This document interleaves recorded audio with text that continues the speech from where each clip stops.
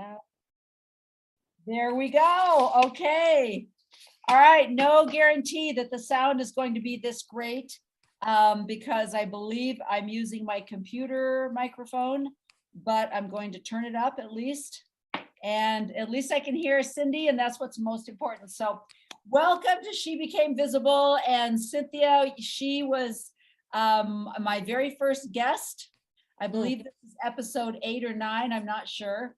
But she just had such a wealth of information. I just like, I need more. I've got to get more. So I invited her back and she made arrangements to make it happen. And you're out in Pennsylvania, right? Yes, that's right. Central Pennsylvania. Okay. What is your weather today? It's been all over the place. We had sleet and snow over the weekend, and today it's 70 degrees. So 77 tomorrow. That's insane. I That's know. so crazy. I know my kids up in Washington State had snow. Yeah. 31 degrees, and it was 96 down here. It's like the world is coming to an end. But Yeah. anyway, so we're gonna get started. Cynthia, I wanted to start out by just reading something that I had found online. And did I throw my first page away? Let me see what I did with the first page. But basically, it was statistics of caregivers, and it was saying that it was talking about caregiver burnout. And it's one of those things that I think as you age. Okay, so that was one. Where'd 2 go?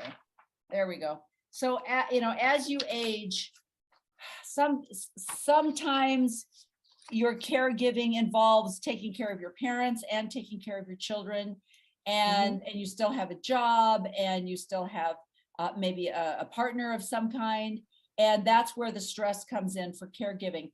Usually, though, in cases like that, there's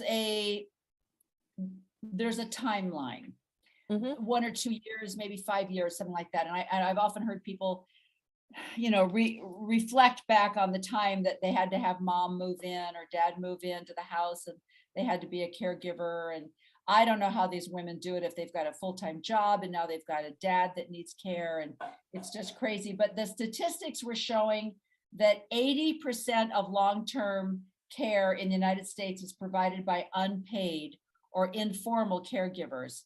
And of these, 61% are women. Most have reached middle age, and 59% also have jobs. I thought those were amazing statistics. So it was talking about, though caregiving stress can affect anyone providing care, research shows that 75% of caregivers are,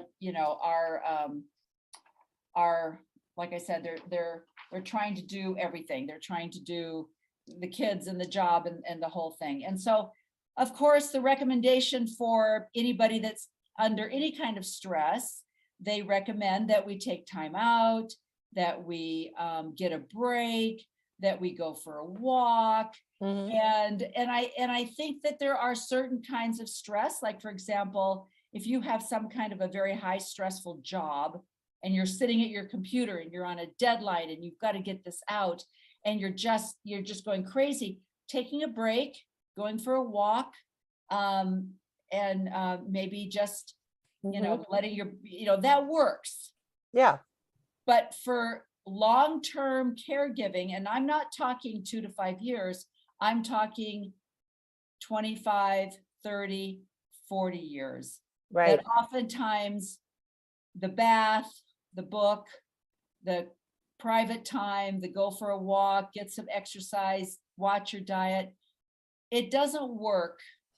And I think it's because there's a certain stage where you realize that the stress that you're under doesn't have a timeline. Right. And so you started to say something which was like, this is why I have you back. You started to talk about chronic sorrow, chronic grief. Yes. So yes. Talk about that, because I don't think that it's the chronic part that people don't understand. So talk about that. Well, I did some research a while back on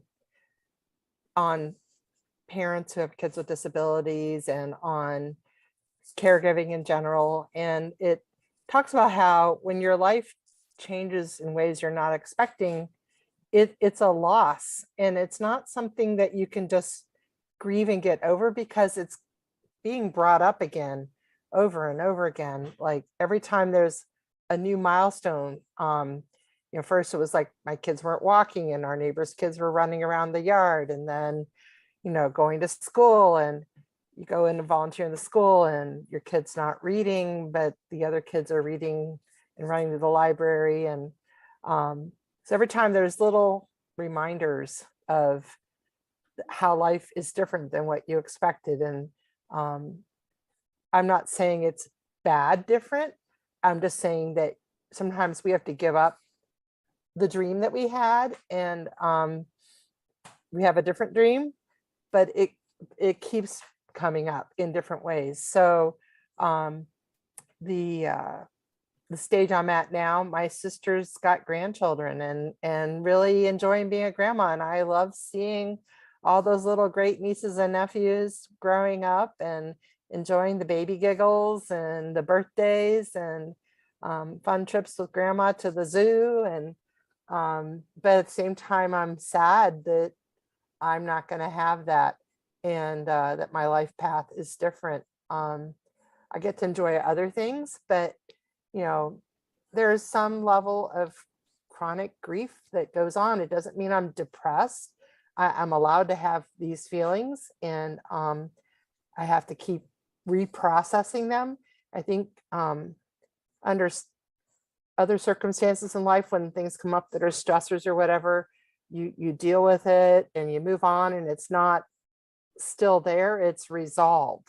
And in this case, it might be sort of resolved in me emotionally at that time, but the situation is not going to be resolved until I'm not walking on this earth anymore. So there's a lot of studies about that. Someone once described, I think, as like in the ocean, like when you're little and you first get in and the waves just knock you down.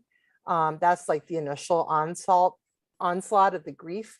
But as you get older, there's still the ripples, and sometimes still bigger waves come and they might still knock you down, but you're still being affected by those waves when they come. They're impacting you in some way. So it just might get easier to handle them over time. Right. Yeah, but it's still there. The background of grief is still there. Right. And I love the way that you described that, with something that's chronic. And it would be interesting to talk to someone. Like, I remember I was probably only 21, Mhm. and we were attending a church service, and the gentleman that was speaking talked about how they had a child that had passed away, and Mhm. how that you don't ever get over the grief, and you Yeah. have other children. And Right. sometimes people think, well, oh, but you had other children. Yeah. And he was explaining how you still don't get over that grief. No, you And I don't. remember at the time not being able to understand that. And so, but I will say, in the case of being a caregiver, it's not only the sadness that you feel, it's also the work. Yeah. And that doesn't stop. That And adds a level to it, because you never catch a break or have time to process or anything. right. And I think it's also interesting. You'll be able to relate to this, but my son is going in for surgery tomorrow. And so the hospital calls, and of course they've got to do the rundown. They have to ask you all the questions. And one of the questions was, does he have seizures? And I said, yes. And she was like, oh, when did that happen? And I said, well, actually, he just started having seizures in September. He's 36 years old. He's never had seizures before. And in September, I was putting him in bed, and I laid him on the bed, and he started having a seizure. My husband was out of town, because that's always when things happen. They Yeah. never happen when there's anybody around. So my husband was out of town, and I remember watching him, and I was standing over him, and I'm watching him, and I'm thinking, I don't know what to do. He's not, he's vomiting or anything like that. So there wasn't an airway problem. He was breathing. It was just new. It was something new. And then, so I told my husband about it when he came back, and then he didn't have, nothing happened again. And then a few weeks later, it happened again.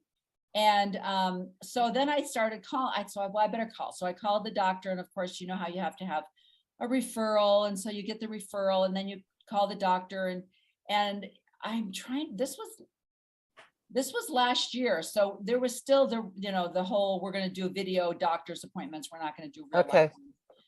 Anyway, Barrow's Neurology, there's a huge neurology hospital here in Phoenix.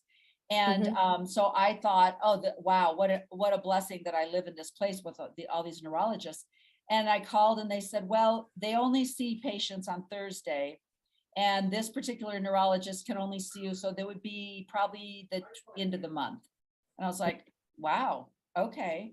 And then it got moved, to another date. And I was like, you know what? I'm not doing this. It's not that big a deal. And bottom line, what are they going to do? They're going to run some tests. They're going to put him on some kind of phenobarbital or some kind of medication. I don't want to put him on medication. It's not that severe. It's not, so I'm not going to do anything. All I would be doing is going to the doctor, having them say, interesting.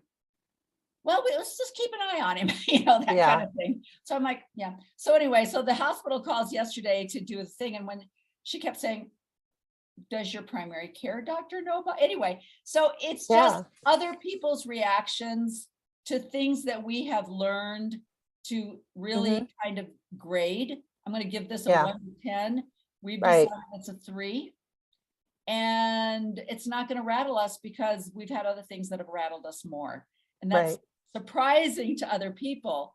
But it's ongoing. Like you said, it never, it's every day is like, oh, what are we dealing with now? This is a new normal. Yeah. I told somebody the other day, I really hate that phrase. The new I'm normal. tired of new normals. Yes. Gosh, yeah. So tired. Every time there's a new diagnosis. Right. So So now your kids are not, you have one son that is living independently. he's here, but he's taking care of his own needs. Okay. The oldest one, he works full-time doing online tech support from home for Intuit. So he does like QuickBooks and other products. He just got that job June a year ago, and he's done really well with it, and we've been so proud of him. So they set him up with the computer, all the online training, everything was from home. He only had to do one orientation day at their office, and otherwise everything from home. And it's been his first really full-time job with benefits and everything. He's doing great, trying to save money to get out and get his own place. But he has Asperger's and bipolar disorder, but very stable, very smart kid. And I'm very proud of him. He also has celiac disease, so he's having to manage diet and other things. And he's really been learning to take care of himself. So is that frightening for you? I mean, are you still kind of monitoring his diet?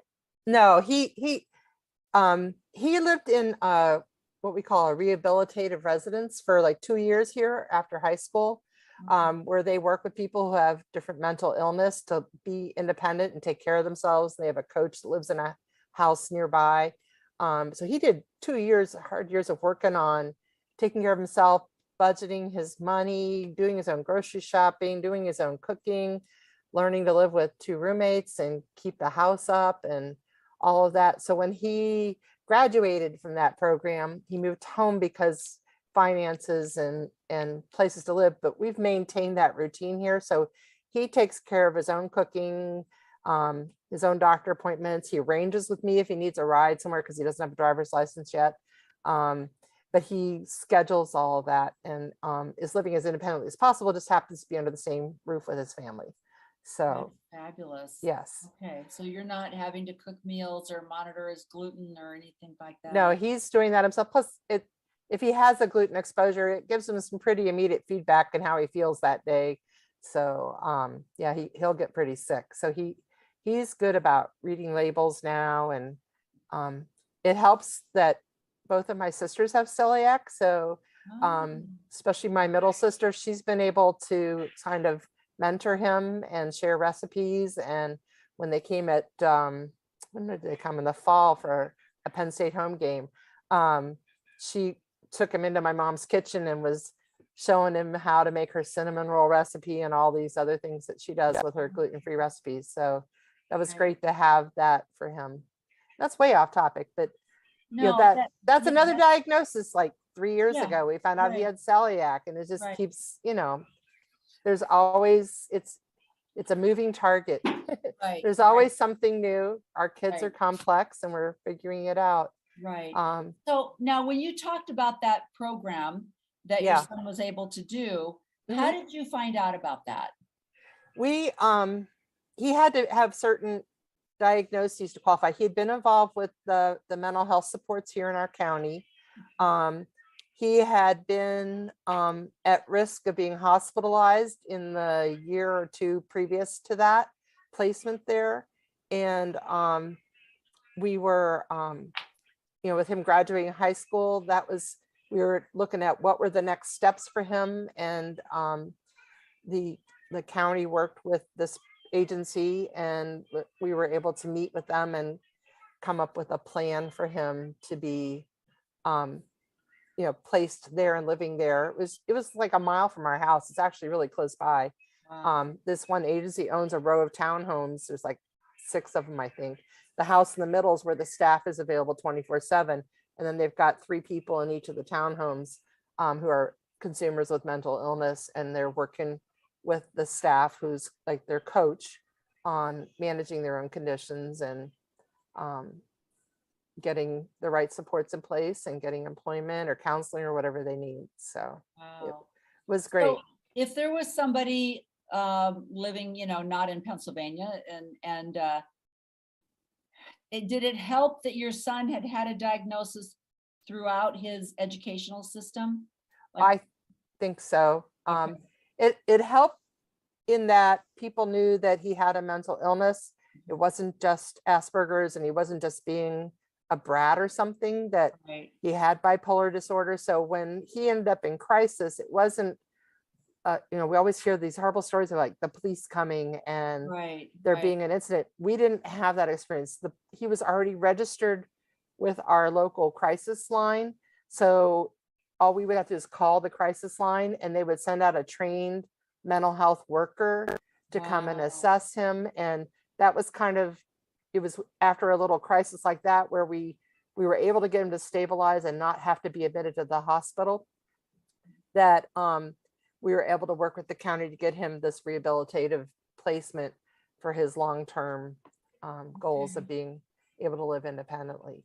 Okay. So, but he had to be already on the radar with a diagnosis and a case manager Right. and all of that. So It's so you have to make a decision at certain points in their life. And I right. remember when we have a grandson that's living with us now, and we went through a lot of different testing, for him. He Mhm. never got a test for being on the autism spectrum, but I know he is. And so there were times when I would think, oh, if he just could have gotten that diagnosis, he would have Mhm. gotten different help. Instead, he got attention deficit disorder, and it got him an IEP, and it got him a lot of help as far as being able to his grades and credit for Mhm. the work he did, and it's going to get him a high school graduation, but I don't think it really got him the help that he needed. But I can see now looking at him, and I'm thinking, you're not working as a 19-year-old man. You're Right. not functioning in that area, Yeah. and it's Yeah. because, Emotionally, right. yeah, much younger. That's my son also. Right. And so, so the caregiver, even caring for himself, he's almost like you're working with like maybe an 8 or a 9-year-old. Mhm. But he doesn't have that diagnosis to get him the help that he needs for that. But yet people Right. expect him to act like a 19-year-old. Right. And that's always been a problem for him because he's a big guy. So he Okay. looks, so and then, but then you start hearing things like, oh, if you have a diagnosis of autism, you might not be able to, you won't be able to be in the military, or it's going to Right. stop you, so you're always going back and forth. Do I want that label in his medical records? Yeah, I get that. But so that's a hard one. But I love that. That's a great idea though, about what can you do before it gets to the crisis stage to get some mental health? Yeah, that's one of the things we were glad about with when we moved to this state in 2005 was the children's mental health support system. It's not ideal by any means, but the one that we had, the state we came from, was broken and terrible. And when we ended up in crisis with him in that state, we had to be at the point of having to put him in the state hospital before they would even consider providing in-home supports to try to keep him in the community. But depending upon what time of the year that crisis occurred, the Right. county might have already spent all their money. So they'll say, yeah, we agree, you need 25 hours a week of intensive supports at home, but our money is gone for this year. So we're just going to make a note here. And we realize we know you're screwed. So, but nothing we can do. Wow. No, they didn't say it that way, but No, but yeah, that's the reality, budget. that was the reality of, yeah, our money is spent. We realize you need support, but we can't help you. So you started the system there was then on July 1, if you had a crisis, that was the day to have a crisis, because then the money was free for the new fiscal year and you could Right. get supports, or if you knew you were going to need support, apply for it as early in the fiscal year as possible in order to get it funded. So moving here was good because in Pennsylvania, if your child has a diagnosed disability, it doesn't even really matter what it is. There's a loophole, they call it, that allows you to try to automatically get Medicaid. So no matter what your primary insurance is and what they do or do not cover, Medicaid covers a lot of those therapies that you can't get covered elsewhere. And of course, the providers pool is limited, but a lot of like the behavioral health people, Pennsylvania also had the law about, they were one of the first states to mandate the applied behavioral analysis, the ABA therapy.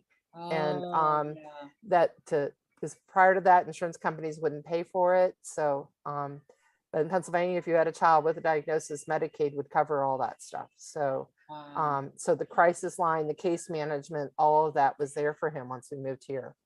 So tell me again, because I'm trying to remember from last time, you researched out the best place to move my family to get the services I need. And so you were living in the Midwest? No, correct? we were in Virginia. Oh, you're in Virginia. Okay. In Northern Virginia, the Washington, D.C. area.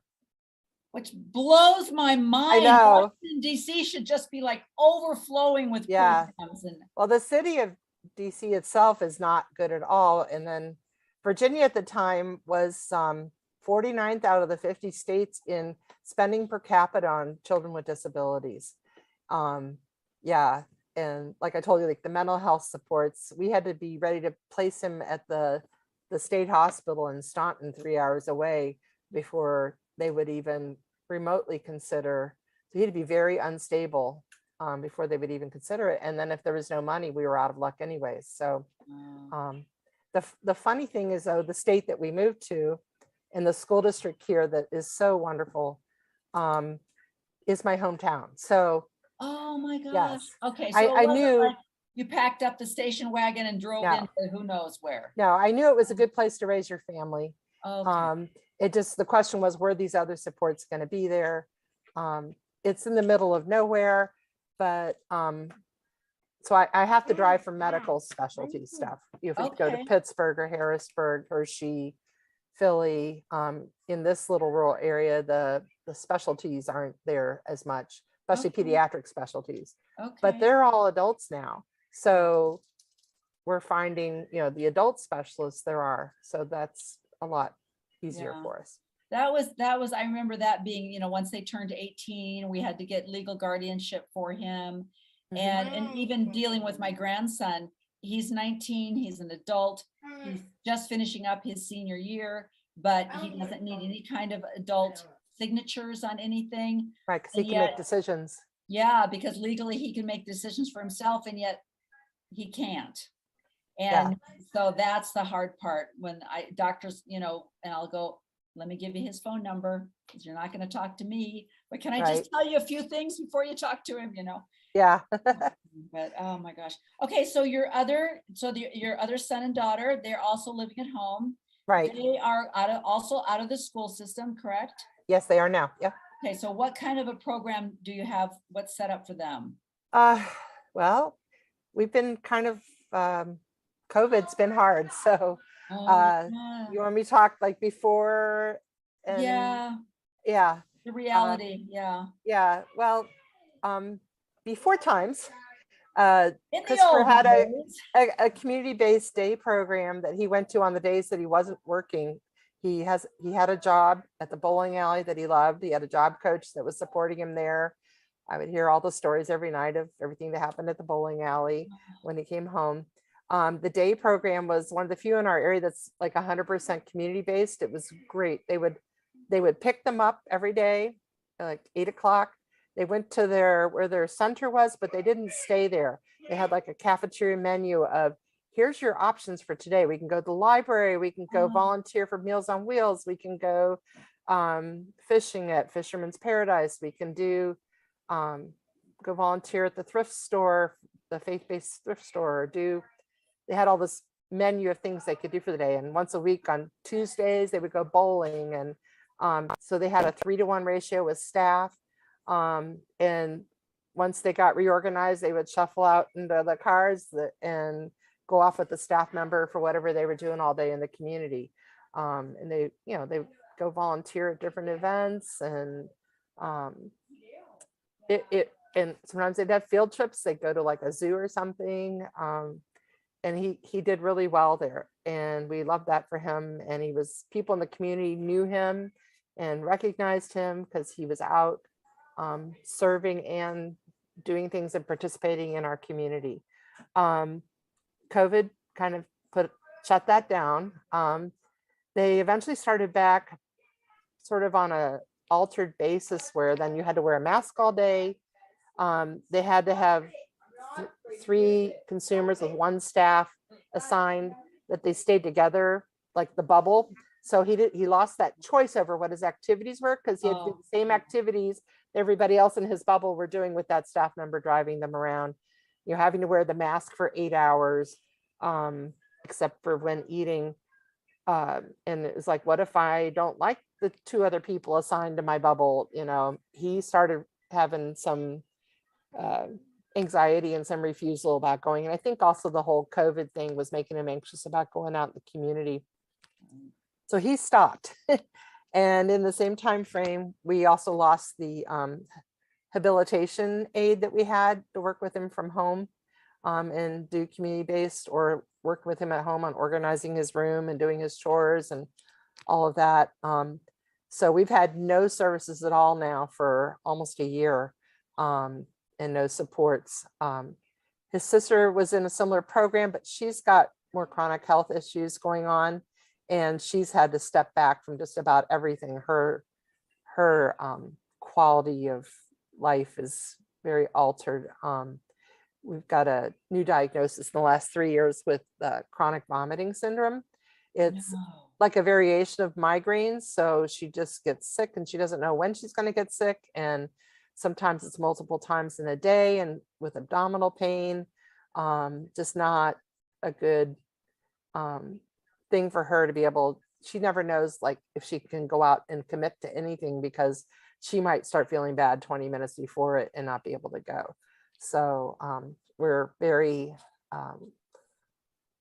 loose with her, flexible as far as our expectations for what she's able to do or participate in, family and otherwise. So she's home right now, and has been pretty much home for two years straight. So we had some support services for her, but her hab aide left even before Christopher's did. So we've really been on our own with both of them, and they both need some supports. And as you said, who does that fall on?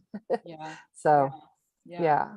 Now, so falls on mom, falls on you. Yes. So do you have a schedule that's 24/7 there's no days off. You've got kids that are there that wake up, that you have to care for, right? I mean, there is no. Yeah. I'm Well, not especially like saying- Rachel, if the vomiting hits in the middle of the night, No. yes, which it does sometimes. So then she's up and she's able to take care of like washing her own sheets and stuff. But once she's up, she doesn't have the impulse control to like not be talking and be quiet and just try to manage it. She's running around talking to herself and like, okay, I got to go wash my sheets, and waking up half the household. And with Tim working full time from home too, her crazy hours are kind of No. affecting him as well. Right. So yeah, it's chronic sleep deprivation. Yeah, Right. you Right. should know that. That's Yeah. Well, it's that's hard. the one thing that we were blessed with for 3 or 4 years. He was up every few hours, but after he was about 4, he started sleeping through the night. And that's the only thing that saved me, honestly, is I know that when I put him in, I always say because he's in a wheelchair and he's completely non-ambulatory, I don't have to worry about him running away. So Yeah, put him in bed, that's where he's staying unless I get him up. right. And so, because I don't do well with, after a few days of no sleeping. So, oh my gosh, I just don't think people understand. They just don't.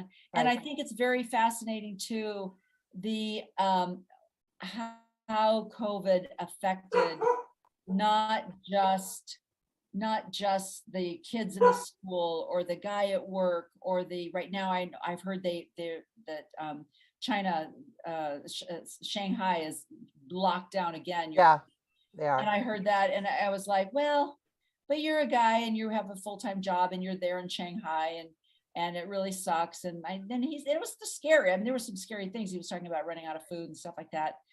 It's very scary, but there's so many other things that people don't know about, Mhm. that if they knew about it, they would be like, oh, wow, I never thought about that. Like they say, cancer doesn't know that Right, there's COVID, right? Your right. illness doesn't know that there's a COVID problem and your doctor can't see you. So But all of that stuff. But in some respects though, yeah, I mean, COVID's been hard for our most vulnerable people, and but it's also in some ways brought other folks into our world where, we've had to be hunkered down for years for different reasons. Rachel's immune system can be a little wonky. We got to be careful of who or what we expose her to. right. So, not being able to like do something like attend church regularly because things are happening, and to suddenly have all that available on YouTube or Zoom or I mean, Yes. for the first time in years, I'm able to participate in a regular women's group through our church on Thursday nights because they went to Zoom, and they've Yeah. determined that there's enough people out there that they need to keep that. And I'm like, Oh, thank you. And the YouTube, the church is doing services on YouTube, and it's a small church, but since they've seen the numbers of people who are watching online, for people who can't always make it in, that's us. right. I now have regular attendance via online, whereas my attendance had been so spotty because I just never knew what our day was going to bring, Right. and or if I'd be able to get out of the house and take one of them with me and go to church or not. So That's interesting. it's a our mixed church, thing. yeah, you know what? And there were other things like, I remember when they started putting the plexiglass up at different places, and I remember thinking, I think that's a good idea. I think we should Yeah, keep that plexiglass up there. yeah. And there were a lot of things where it's like, why didn't we have open buffets? I don't think that's a good idea to have open buffets. So I'm okay with some of these things. So some of Yeah. the things I remember, and this is crazy. I don't know what you guys did in your church, but in our church, they would have the bread and the water, and they would just pass it around. They'd pass the little Oh, cups around. And I right. remember even before COVID, I remember just one day it hits me that I'm watching these little kids. They're picking up this piece. Oh, and I don't want that piece. How about that piece? Oh, I'll take that piece. Or they just grab a Yeah. handful of bread. And I Yeah. remember one day watching this going, what? I Yeah. didn't even think about this, And so then during COVID, they before they completely locked down, they started breaking up the bread and putting it in individual cups. I was like, good idea. I believe we should keep that up. And of course, Yeah. the minute COVID stopped, Oh, no. but they also had the Zoom thing, and it was so great for so many older people Right. In our situation where we're at, they decided to stop doing Zoom because people weren't coming to church. So they're like, I'll just stay home. So we're like, okay, that's not going to work. But it worked out really good for me. I mean, I used my, although I look at his closet and I go, oh gosh, I haven't had a chance to dress you all up in that cute suit and that nice tie in years, because I kind of enjoyed doing that. And so, but there's always, I guess, some certain things that you learn from, but so. We didn't even have a sinus infection for 2 years because we were that plexiglass and social distancing, and it was like the healthiest 2 years we've had as a family. I know, you never heard any other illnesses being talked about for that. I mean, that's true. So you start going, we need to rethink this a little bit. Okay, so how long ago was it that you were diagnosed with you have some heart issues going on? I have heart issues. Gosh, it's almost 4 years now, I think. I know it was 3 years in January with the diagnosis, I think. I'm losing track, but I know. Isn't that amazing? I had a really bad case of the flu in 2018 or 2019, and just never felt like I got back to, I've had a long history with asthma, so I thought I had just set off my asthma, and months of feeling dizzy and lightheaded and wheezy all the time and very short of breath, sort of like the long haulers with COVID. I just did not get back to my baseline, and it just kept getting worse and worse. I was feeling like death wormed over, even though I was long past the flu that I'd had. Right. And I was supposed to have surgery to repair a hernia, and they did the pre-op, and they found I had all these extra beats getting thrown off by my heart, and she thought it was just her leads, that she placed them wrong and it was picking up a wrong thing. So then they had to repeat the test, and she said, you're in a bigeminy and trigeminy pattern. And I was like, I didn't know what that meant.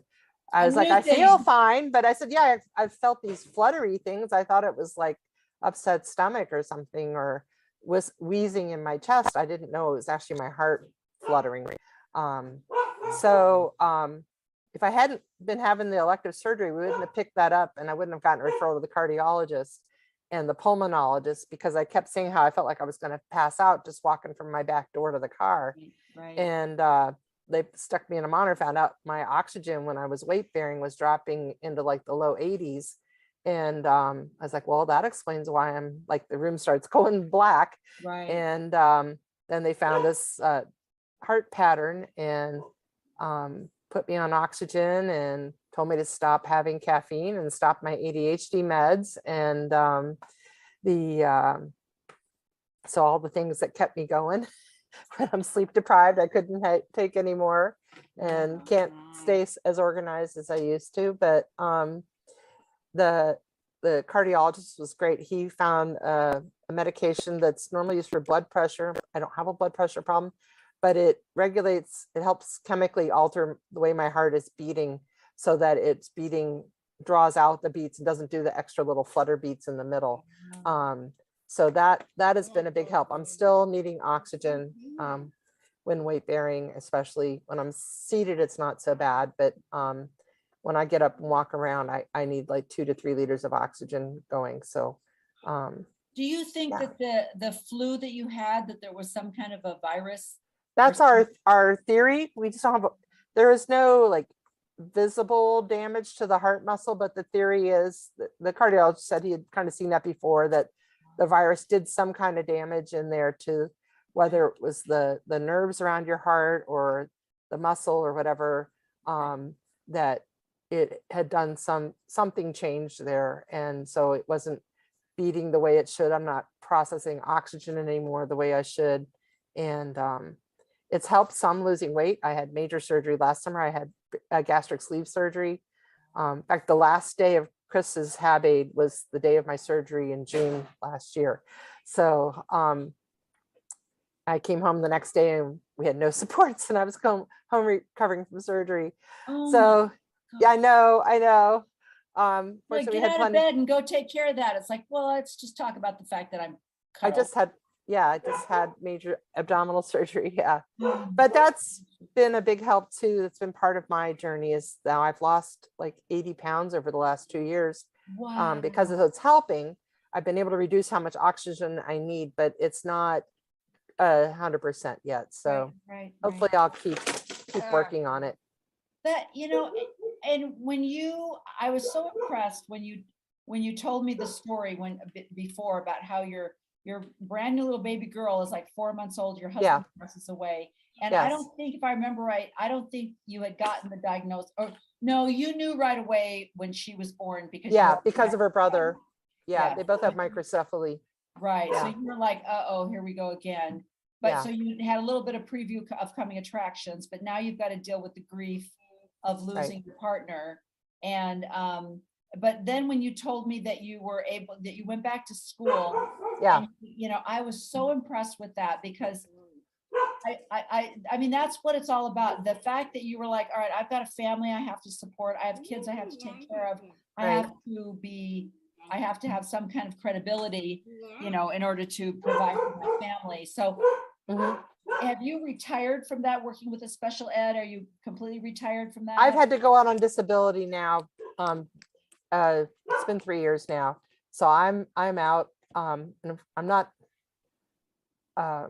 not pulling down my state retirement yet because that would be way too early. I'm going to try to wait till I'm 65 to pull that down. I could have taken it on disability, but it would have reduced the payments. Right. So I'm trying to leave that there. And we're getting by on our Social Security right now. So it's not ideal. Financially, it's been very hard. Right. And we're probably gonna have to make some changes here soon to alter how and where we live, Right. to make sure that we're provided for, not being homeless. Right. So When you were in the process of moving from Virginia, even now with your kids and their medical situation, what would you say? What's your first reaction? Like you say, your daughter gets a new diagnosis. This is something new. She hasn't had that before. What's the first thing that you do to go, all right, we got to figure this out? Are you like, we're going to Google this and figure out, or what's your first step? It probably started before we got the diagnosis, just trying to figure out what is this condition? What are these symptoms that we're presented with? I mean, it took a long time to get to the chronic vomiting syndrome diagnosis with her. We went through 2-3 years of not knowing, and her throwing up and it looking like gallbladder and having scans for that. And then thinking it was the problems with this, when your gut is slow and it's not moving the food through the way it should be. Right. We looked at motility issues there to see maybe she was not having good motility and was backing up, and that was making her throw up. Every time she'd have these bouts with the abdominal pain, we were running into maybe it's her appendix. We were going to the ER, and she was having to get IVs for hydration. So it took a while to get a balance where. When you do that, when you say, she's throwing up, she's in pain, we have to go to the ER. Right. What does that look like for you? I mean, she's ambulatory, she can get in the car, but you have 2 other children at home. Well, adults. Right.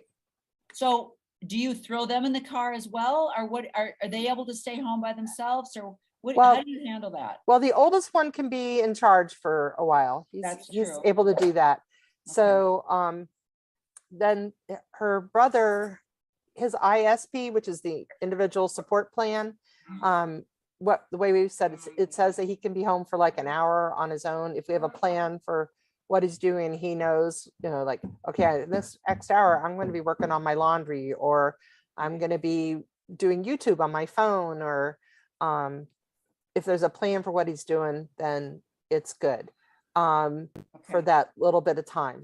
Longer than that, though, he's going to need supervision.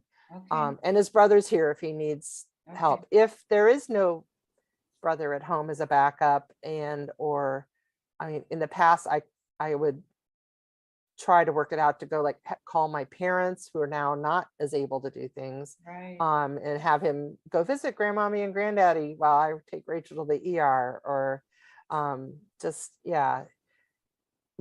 With COVID, that's not an option. Have him go with me. Before COVID, if I had to, True. he could have gone with me, but now Yes. they're limiting who can go back. And Yes. yeah, And you can't stay in the waiting room. no. So, Well, you can to some extent, yeah, because he's close by. If they needed me, they could get me. true. And there's TV to watch, but not Right. in a waiting room now with people coughing and COVID. And Yes. no, Yes. that's not happening. Oh, So it's where it's important for us to get those habilitation support services back in place. So we have that person that's his support person that's here with him and keeping him engaged and doing appropriate things, so I can go and do right. the other things I need to do, like Right. take somebody else to the doctor or the Yeah. ER or whatever. Yeah.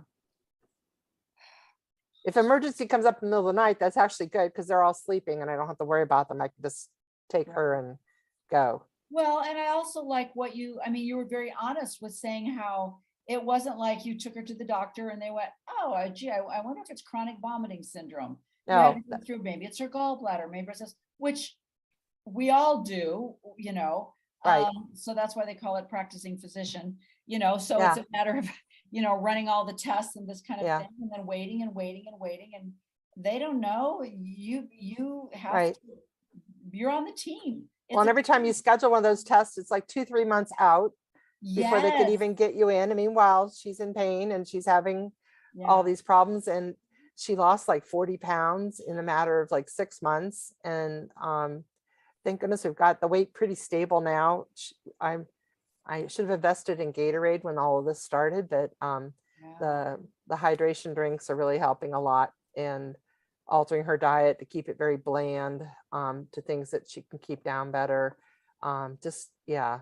For a long time, she was only like eating rice and bananas and Gatorade, and that wasn't exactly the healthiest thing. But Wow. as we're figuring out like what medications help her with the nausea and other things, it's evolving.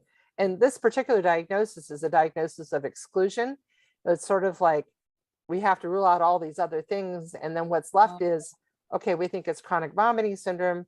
You have to go see this specialty I'd never heard of before, a neurogastroenterologist Right. at the big city hospital in Pittsburgh, who's the only Hmm. one in Pennsylvania, I guess, who does this. Right. And talk to that doctor and start getting treatment for this diagnosis that is what we give you when we haven't been able to figure anything else out. So Right. Have you found that I'm assuming that with Medicaid, Medicare, that you have some kind of a caseworker.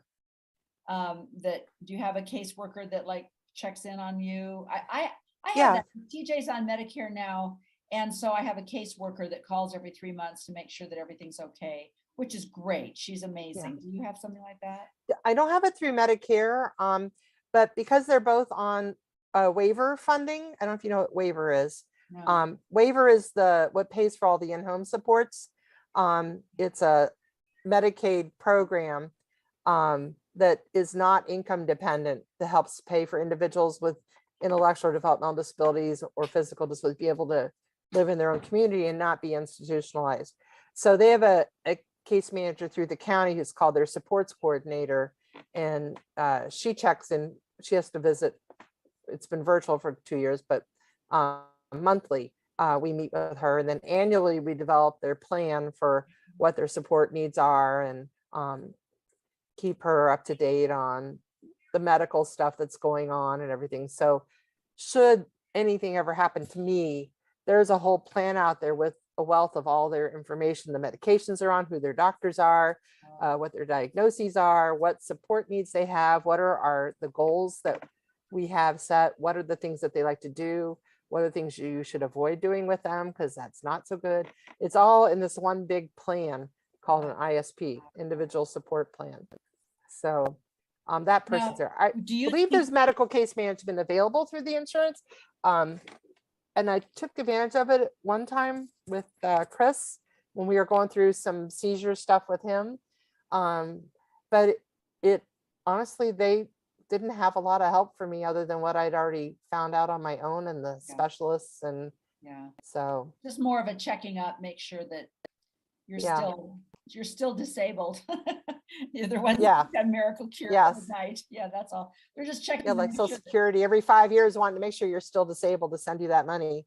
I'm yeah, like, well, I don't know what part of these diagnoses is yeah. temporary, but I wish they would somehow flag those things because, cerebral palsy is brain damage, not going to get better. yeah, You right. need to check in every 90 days. He still has cerebral palsy, It's a waste of taxpayer money to keep having these checks that are supposed to ferret out fraud, but they're spending way more money trying to figure out fraud, find the fraud than actually, I Yeah, think any good that they're doing. So yeah. it's So a waste. do you think, what would be your thing if someone was listening to this, they've just gotten a Mhm. diagnosis, Okay. they don't know what to do. What would you say the first step is? Assuming you have a trusted primary care physician, I would start there. Yeah. Whether it's the pediatrician or whatever, we have a wonderful primary care group that we see. They're all the ones that we see are DOs, not MDs.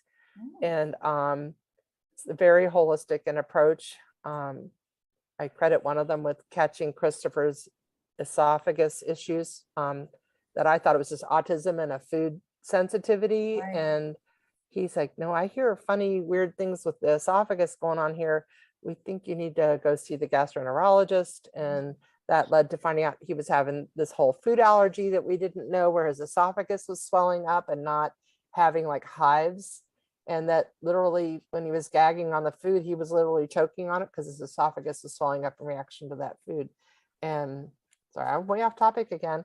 But No, having a doctor you trust who, they don't, yeah, I know primary care is not a specialist in yeah, certain areas, but if you have somebody that you trust who listens to you, yeah, who takes time, who respects that you're the parent and you know your child better than probably anybody else, right. that's a great first place to start. And then kind of like, I think of them as like being somebody on my team. And then we're like, okay, we're going to develop a plan for how we're going to figure this out. They're part of our team. And yes, I might be doing research on Google or talking to friends from other support groups who have kids who have similar disabilities. And unfortunately, we've been plugged in for 26 years now with a group of parents who have kids with microcephaly. And I used to moderate the listserv for that one. And it's just nice to be able to write to my hundreds of friends all over the world and say, has anybody ever dealt with this? And what was it? What was the diagnosis? And who did you go see for that? And Okay. so, but it starts with the primary care, and then I start gathering information and trying to reassure my child we're going to figure this out and go from there. You know what? You're so right, because I remember, when we finally got the diagnosis from the specialist, then that was it. Then he put me in charge. Now you go over here. Now, of course, we were fortunate enough to be near Oregon Health Science University. Mhm, But the doctor was at Good Samaritan, but the physical therapist was OHSU. And then they recommend this. And then once he got in the school system, the physical therapist, the speech therapist, they worked with mhm. him. And so they would be the ones that would say, I think he's getting a little big for this wheelchair. I think we need to get him a Time to bigger get a new one. wheelchair. Yeah. So really they helped create the team. And then, like you said, we had feeding issues, and eventually I got talked into going to a gastroenterologist, and then you find the neurologist. And so they really do, the primary care sends you out and starts all the feelers and starts bringing in the other people. Mhm, But I love that idea of finding a support group. mhm. Um, because like you said, one of my other guests has a daughter with a very rare thing too, and you find other people and they have suggestions, and you're like, oh, I never thought about that. And there's always Mhm. a spectrum a little bit, for everybody has things that maybe they don't have to Right. worry about, but it's still, and I love how you were talking about, it's not just in your town, it's around the world. Yes. That's amazing. Yes. It was so heartening to, we would have people that would come and join our support group who were in countries where the neurologist would say this was the only child they knew who had this condition. Wow. And they would come into our group and plug in, all of a sudden have 1,400 parents from all over the world that had a child with that condition that they could talk to and find out, you know, what were some of the therapies that had worked. And, you know, it was just a great support to have that and to bounce ideas off, and at the same time be able to give back, so that what we had learned the hard way was something we could pass forward to somebody else, so they didn't have to figure it out. The information's there. So. Right, right. Well, that's excellent. Well, once again, I can't believe, I mean, you're just this encyclopedia of knowledge. And I love the fact that you're vulnerable enough to share with everybody and let everyone know, you know, what it's like in the real world. This is the real world. And I love that hopefully that what you've told people. And, you know, if you don't like your primary care physician, I was going to say that. Yeah. Get another one. Find another one. We had to do that. Yeah. You know, when Christopher was 12 months old and the family doctor was leaving the room to go look something up, and then I happened to go to the restroom and I saw her sitting in her office flipping pages through her neurology textbook trying to figure out what to do.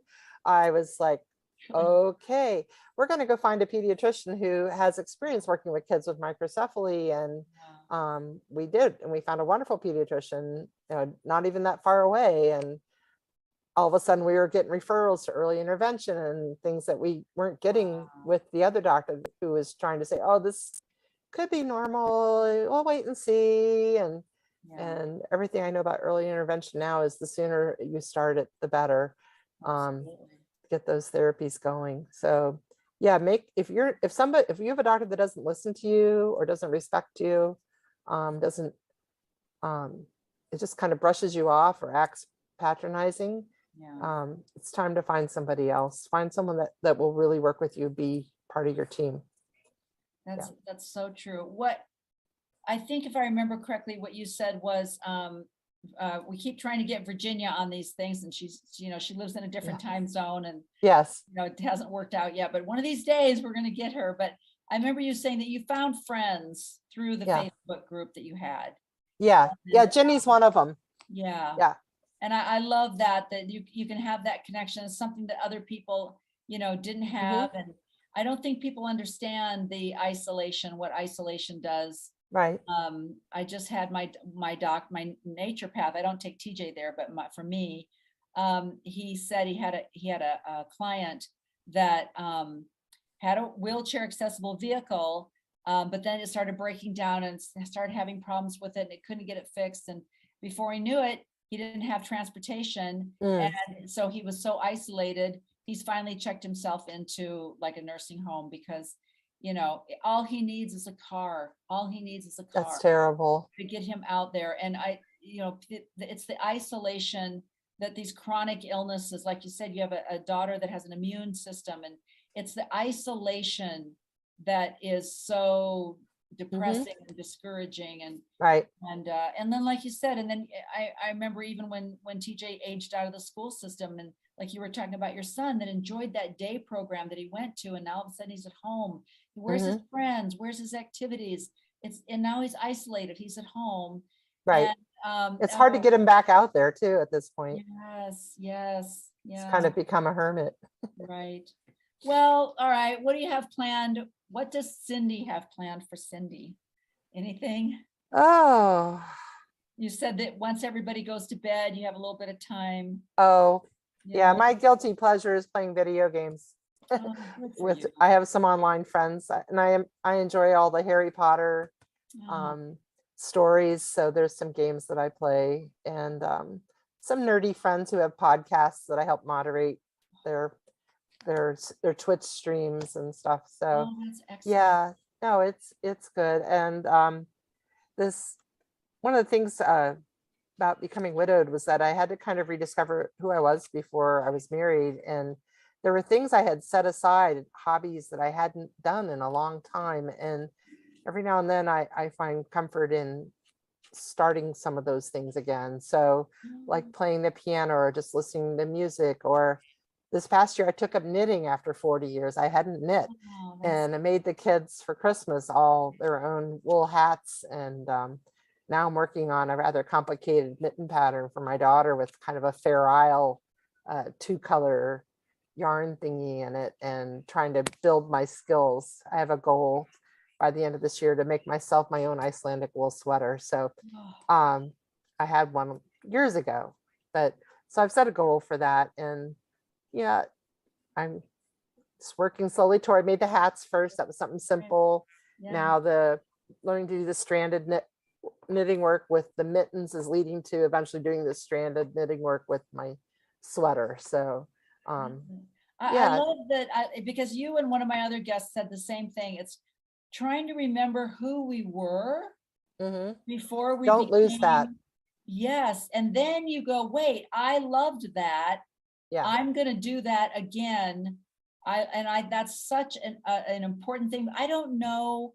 This could be my feminism coming out on me, but I don't know if men ever forget who they were, because they didn't have to give up who they were to become a father, or, a husband. Not a lot of men, but there are men who I think, yeah, in fairness, do give up a lot of things. But yeah, no, a lot of the guys, like you said, 60% of that caregiving falls on the woman in the home. And so the guy is still out there doing his Wednesday night bowling. And yeah.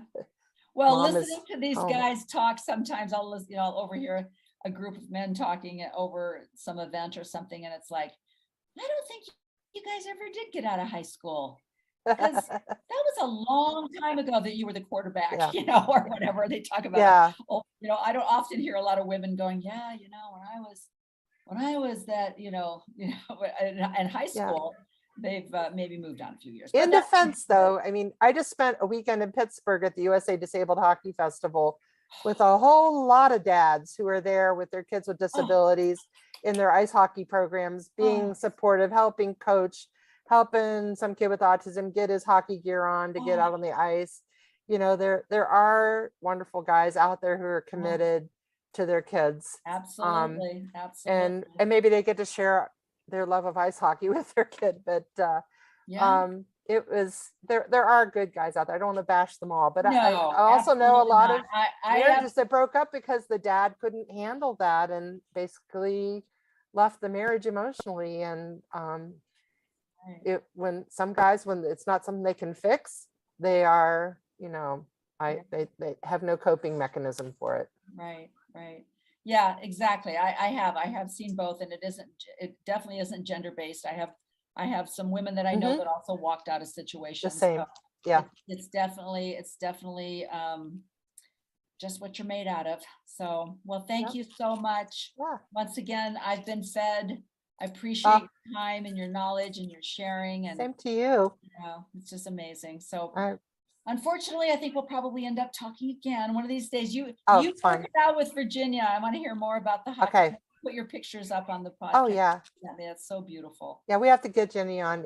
It's interesting now where she and I are, and some of our other friends as our kids are now young adults, and how things have changed. And she's got Michael home now, but they've carved out a really nice life for themselves. And I'm dying to hear her story, and I'd love to get both of you guys on and just hear about the friendship and how you support each other and everything else. So thank you so much.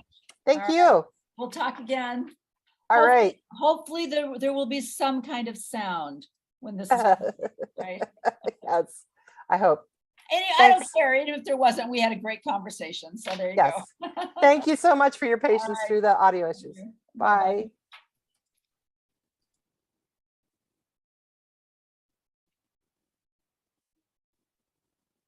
Well, once again, wasn't she amazing? I mean, put yourself in her shoes and try to imagine a day in a life. She's just amazing. And what she's done, I forgot to ask her about all the wonderful hockey stuff. She's done some amazing things helping these kids find a sport and an activity that they love, and then how the family's all getting involved in it. It's absolutely amazing. She is very, very visible, and I love her. So anyway, thanks for listening today, and we'll talk again next week. All right, bye-bye.